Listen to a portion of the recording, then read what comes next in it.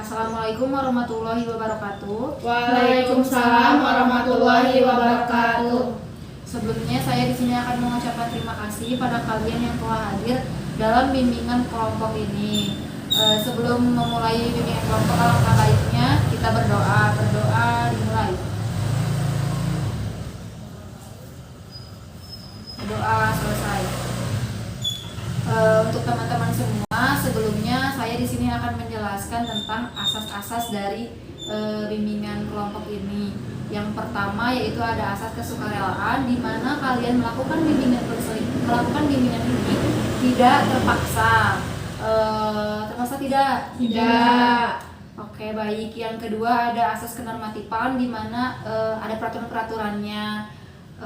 Yang ketiga ada asas kerahasiaan, di mana jika kalian di sini ada yang mempunyai aib atau permasalahan, cukup sampai di sini saja permasalahan itu, tidak usah kita beritahu ke luaran dari bimbingan kelompok ini.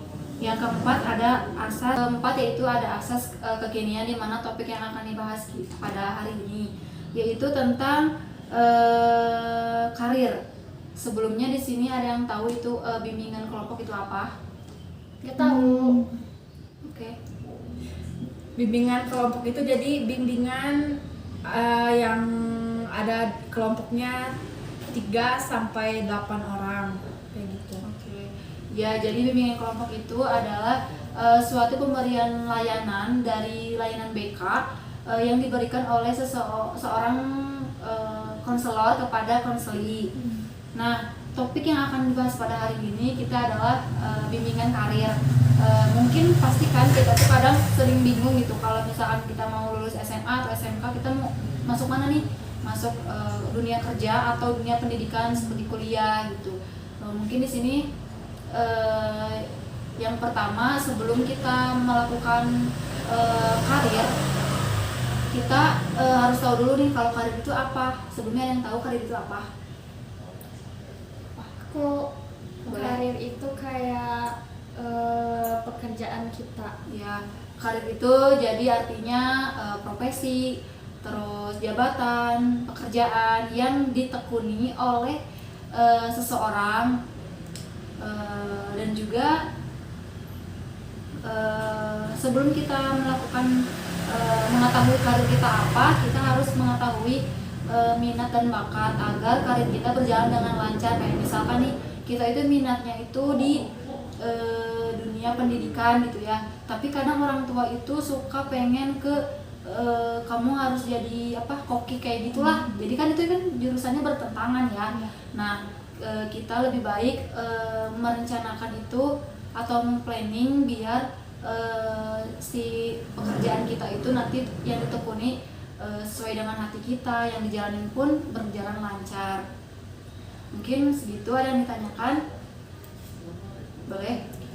Jadi kan nanti kita udah lulus SMA ini boleh milih ke misalnya kuliah atau kerja. Jadi kalau misalnya SMA lebih baik apa? Kuliah atau kerja? Nah, kalau misalkan kita bingung nih mau lulus SMA itu mau kuliah atau kerja, itu balik lagi ke diri kita sendiri. Mungkin Nandita itu mampunya ada di dunia pekerjaan atau ada di dunia pendidikan. Jadi kita tuh nggak bisa maksa juga kalau misalkan kita itu pengennya kuliah nih, tapi orang tua pengennya kerja. Ya mungkin kan sekarang tuh banyak kayak universitas yang membuka kayak si kampusnya itu kelas karyawan. Jadi kayak sambil bekerja sambil kuliah, jadi dunia pendidikan pun tertempu dan dunia pekerjaan pun dijalani dengan baik. Iya. Cukup. Mungkin ada yang ditanyakan dulu, boleh? Kalau misalnya kan SMK kan jurusannya yang TKJ kan, gitu. Kalau Ya. misalnya dia jurusan TKJ tapi dia mau masuk ke perawatan Ya. atau tentang medis kayak gitu, Ya. apakah bisa apa gimana? Kalau kayak gitu, kita balik lagi ke diri kita sendiri. Kalau misalkan memang kita mampu untuk menjalankan di jurusan tersebut, kenapa tidak harus ditunda atau harus jurusan yang sama sesuai SMK? Enggak juga, kita boleh kok, asal kitanya mampu. Nanti kan kita ada tes minat dan bakat nih kalau kayak di bimbingan itu. Nah, lewat tes itu juga kita bisa mengetahui minat bakat kita apa sebenarnya. Cukup. mungkin pertemuan bimbingan kelompok pada hari ini cukup sampai di sini. Mohon maaf jika ada kekurangan dari saya atau kurang jelas dalam memberikan pemahaman. Cukup sekian dan terima kasih. Assalamualaikum warahmatullahi wabarakatuh. Waalaikumsalam warahmatullahi wabarakatuh.